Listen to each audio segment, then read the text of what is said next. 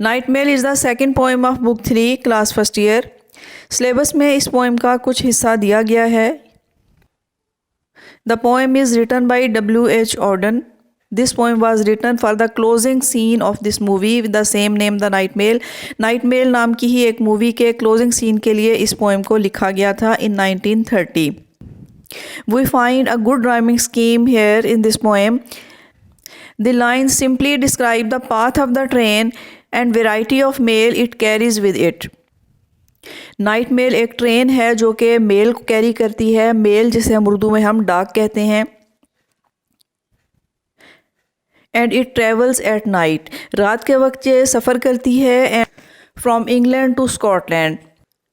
तो इस पोएम में इसके डिफरेंट लैंडस्केप्स के बारे में बताया गया है कि ये किन किन रास्तों से गुजरती है, किस तरह लैंडस्केप्स हैं इसके रास्ते में, उतार चढ़ाव लैंडस्केप्स, फील्ड्स, बैरन लैंड्स के कहीं ये वीरान रास्ते हैं।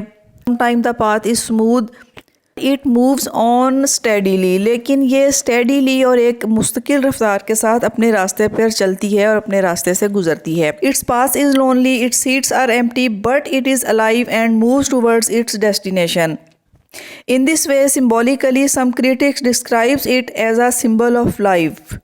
पोइट्री में जब कहीं किसी पाथ का, ट्रैवल का जिक्र किया जाए तो symbolically it is taken as a path of life. Symbolically हम इसे पाथ ऑफ लाइफ कंसिडर करते हैं कि ये एक लाइफ का और पाथ ऑफ लाइफ का एक सिम्बोलिज्म है।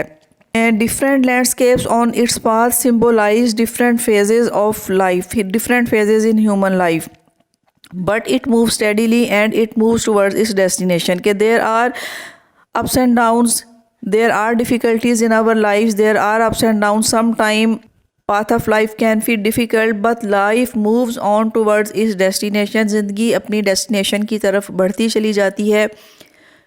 In this way ये path of life को भी symbolize करती है। And the second important thing about this poem night mail is this that it is symbol of connection because it carries mail with it. यानी कि our postal system. The postal system was set up to keep people connected with one another. postal system के through लोग एक दूसरे से connected रहते हैं, connection के लिए ये ज़रूरी है। and through this connection they communicate with one another. ये connection हमें एक दूसरे से communicate करने में help देता है। Connection and communication, both these things are very much important in our lives. Without communication, without this connection, there is no life, there are no connection, no activities. Human life always need connection and communication with one another. हमें एक दूसरे से बातचीत की, communication की ज़रूरत है। Everyone, every person, people from all walks of life, from all era, they need connection with one another and they need communication with one another. इंसानी लाइफ को, हमारी ज़िंदगी को communication की ज़रूरत है। We have to connect with one another and connection depends on communication. और हमारा ये connection communication पर ही depend करता है। And mail is a form of communication. System, postal system, message and every type of communication किसी भी way में हो। अब ये communication हमारी face to face communication, written communication through mail.